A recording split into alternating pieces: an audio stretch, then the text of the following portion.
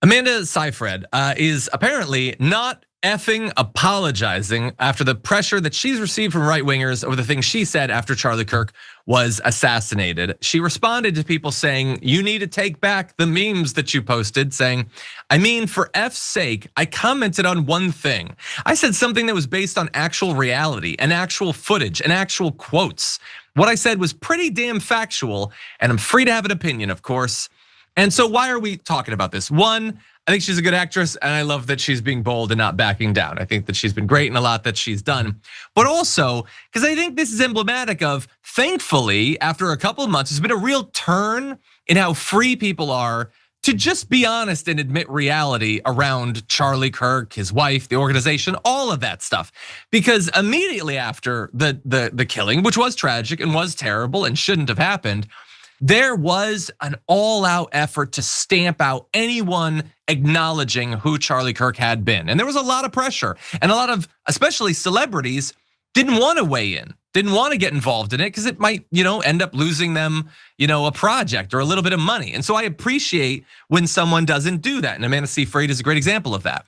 And just for context, what it is that she actually said that the right is constantly trying to get her to apologize for. There had been this post called Get to Know the Man You're Eulogizing.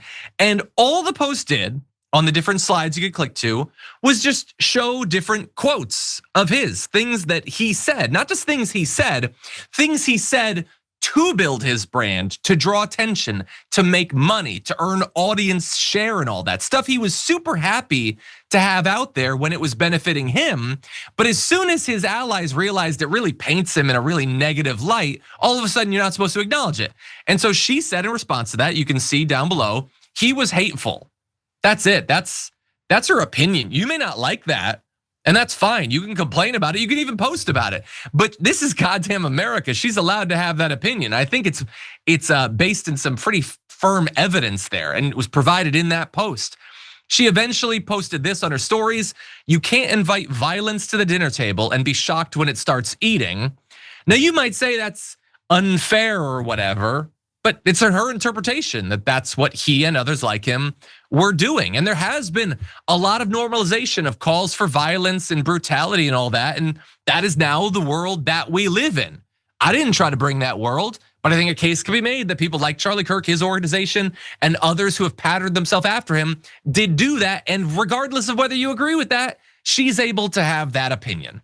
And so a lot of people are really freaked out. Even in replies to this article, there's tons of people saying she was justifying the assassination, which she objectively was not doing. People saying that you should boycott her for spreading a lie that he's hateful. You could boycott her if you want to. You're not obligated to go see any movies. But it's not a lie to say that he's hateful. It's an opinion to say that he's hateful. And Woz, we've lost a lot of free speech over the last year, over the last period, especially in social media. But I think you should still be able to say if you think a person's hateful. What do you think? Yeah, I thought this was America, people. I mean, Jesus Christ, it's just, I don't know, man. The reaction that they had was so over the top, and I think a lot of it was bolstered by the media in general, in the sense that if what you do is talk for a living, you do punditry, you see a fellow pundit get shot.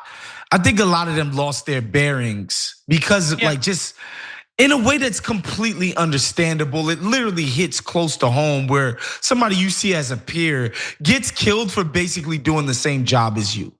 And that's what it feels like. And I think they did have a bit of an overreaction on both sides of the aisle, to be honest with you. But then the right just took it so far with this deification that is just like, guys, it was Charlie fucking Kirk. To give me a break, bro. He was a Republican operative, he was a pundit, he was a provocateur. He wasn't some martyr. He didn't die for some crazy cause. And in fact, man, his ministry was that a certain amount of violence in America is acceptable because we need to have a rampant, gun problem in this country. That's his actual stance. These are his words. This idea that but you gotta break some eggs to make an omelet. Meaning people getting shot to death to make the omelet of the Second Amendment bloom, right? And so it was always out of step with anything being even close to reasonable. And the further we are away from it, it's like, if you've seen some of this stuff with Charlie Kirk now, well, he's just a meme now. The internet just takes no prisoners. Like, I don't know if you listened to that Charlie Kirk song that's out there. No. It's, oh my God, I gotta find it and send it to you. It's actually insane. Like, they just miscalculated this thing, and I think it was the heat of the moment, this like tamp down, and Charlie Kirk is our Jesus Christ of the right, and like deifying this dude, and there just was no there. They're deifying a guy that did what? That did podcasts. Yeah, it's nuts. Yeah, it was absolutely ridiculous, and I love the story as a representation of the fact that, I mean, they're still kind of trying to do it. Erica Kirk hasn't taken a day off, which again, she can grieve however she wants. Hey man, it's months of interviews. Hey man, about the money don't make itself. Come on now.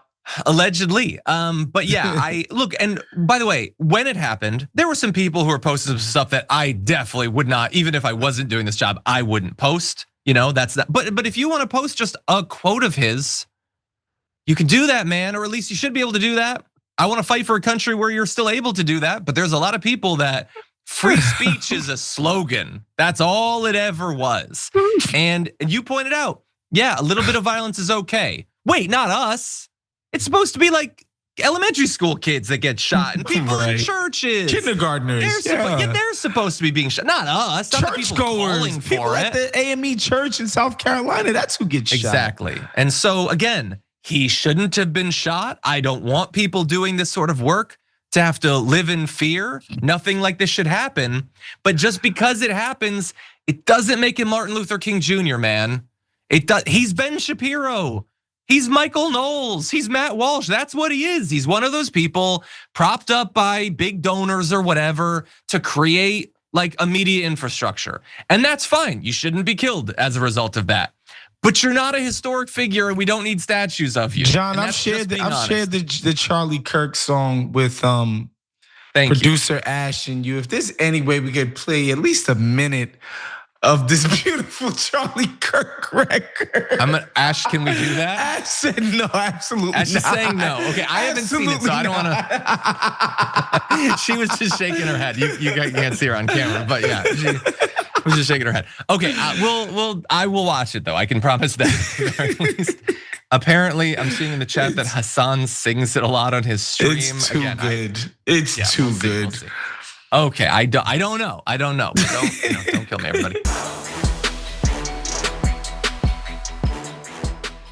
If you enjoyed that, make sure that you never miss another video by subscribing. And if you want a little more, consider hitting the join button and becoming an actual member. But you're probably wondering, why the hell would I do that, John? First off, calm down. The stakes in this are very, very low. But also, when you click the join button and you become a member, you get access to bonus content that I make every week, and it's a ton of fun. You get access to tons of custom emojis and more besides that. By the way, if you join at tier 3, you even get access to a monthly member hangout with myself and other awesome people, and we always have a great time. By the way, you'll get all that going forward, but you also unlock years of the back catalog. That is literally 100 or more bonus clips, top 10 lists, debates, and more. What are you waiting for? Click the join button below. Your support powers our show, and we couldn't do it without you. Or at the very least, I wouldn't really want to try. Viewers like you keep me here. So thank you in advance for joining.